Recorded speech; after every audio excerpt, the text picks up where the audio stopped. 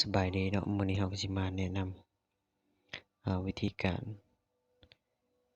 รักษารูปเนาะในโทรศัพท์ชื่อว่าแอปตัวนี้เนาะเป็นแอป Google Photo นี่เนาะเมื่อมันเขียนโฟโต้นี่เนาะมันเป็นรูปคือรูปดอกไม้นี่เนาะ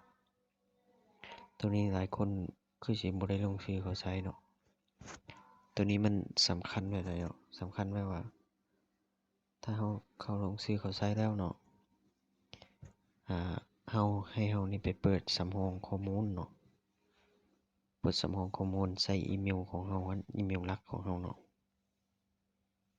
เปิดสำรองข้อมูลไปที่ตั้งค่าเนาะตัวนี้คลิกตัวเทิงสุดเลยเนาะตอนนี้ค่อยก็ได้เปิดสำรองข้อมูลแล้วเนาะเปิดตัวนี้เนาะสำรองข้อมูลและสิ่งนี่เนาะตัวนี้เนาะ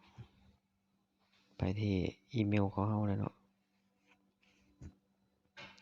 แล้วก็ลงมาเบิ่งตัวรูปนี้ตัวว่ามันเขียนว่ารูปภาพเนาะ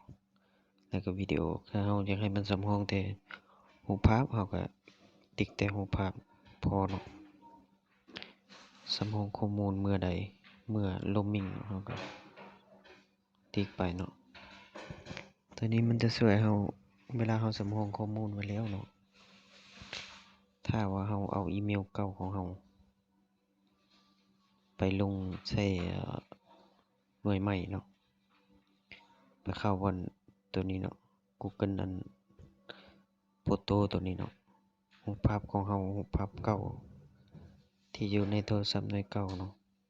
มันจะกลับขึ้นมาเนาะมันจะกลับขึ้นมาหมดทุกรูปเนาะ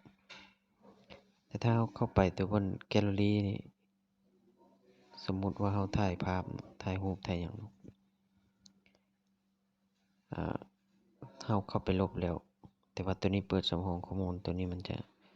ตัวในตัว Google Photo นี่มันจะยังอยู่เนาะมันจะยังอยู่คือเก่าเนาะเราต้องถ้าเราอยากลบหมดเราต้องเข้ามาลบอยู่พี่พร้อมเนาะตัวนี้ก็หมดเท่านี้แล้วเนาะขอขอบใจเนาะขอให้กดติดตามในเด้อกดไลค์ให้แน่ขอบใจหลายๆ